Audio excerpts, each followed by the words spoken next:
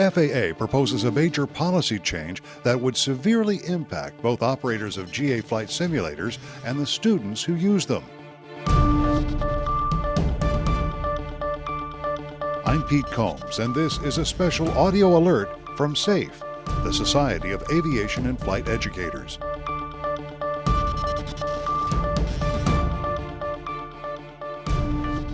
By doing this policy change, they're destroying so much good. As the saying goes, they're throwing out the baby with the bathwater. That's SAFE Executive Director Doug Stewart talking about a proposed policy change abruptly announced by the FAA January 2nd, dealing with the letters of authorization that pertain to aviation training devices, ATDs for short. Under the proposed change, all LOAs for such devices that were issued before August 23, 2013, will expire at the first of next year. And FAA proposes severely curtailing the number of hours in ATDs that pilots can apply to their instrument certifications, allowing just 10 hours of ATD to count toward obtaining an instrument rating. It certainly hinders us as far as just on the teaching side, working with students and having that flexibility. I mean, whether I use 20 hours or not in the simulator is a whole different conversation, but it gives us less flexibility, let's just say that. Bill Irvin operates Motion Air, a small flight school in Midlothian, Texas. Motion Air trains students in a Piper Cherokee PA-28 and on a Redbird FMX, Advanced Aviation Training Device. His is one of thousands of ATDs nationwide that would fall under this policy change. From the student end, are we talking about an increase in cost because you're going to spend potentially 10 more hours in flight rather than in the sim? Oh, absolutely. You know, I can't speak for other schools or what they charge for their simulators, but mine is probably a little less than half the cost of an aircraft.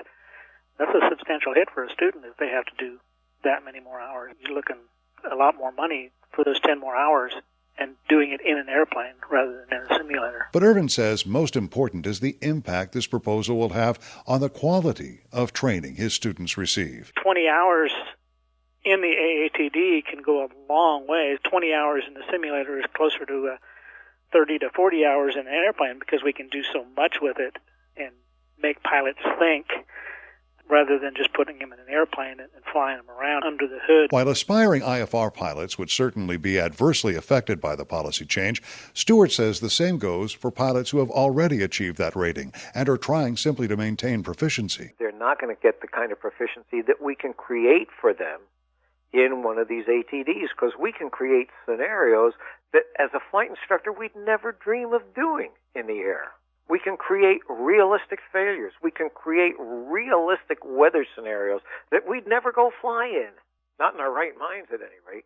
But this new policy change will eliminate the ability to use an ATD for an instrument proficiency check, which is the loss of revenue for the flight schools, but more importantly, is a huge detriment to flight safety. Stewart says SAFE doesn't oppose the periodic reauthorization of aviation training devices, some of which have been in constant operation since 1980. But he says the Society of Aviation and Flight Educators is vehemently opposed to the idea of cutting back on the number of ATD hours that count toward a pilot certification or proficiency check. For these reasons, SAFE has issued a call to action, an alert to its members and everyone who flies to oppose the FAA's proposed policy change openly and on the record. What I would love to happen is to flood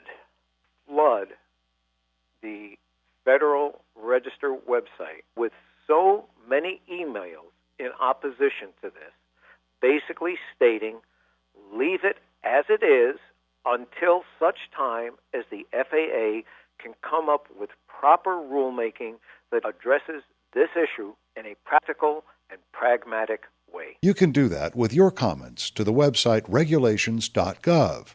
Refer to docket ID 2013-0809. For more information, check the SAFE website. That's safepilots.org.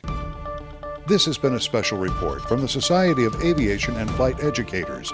I'm Pete Combs. Keep flying and stay safe.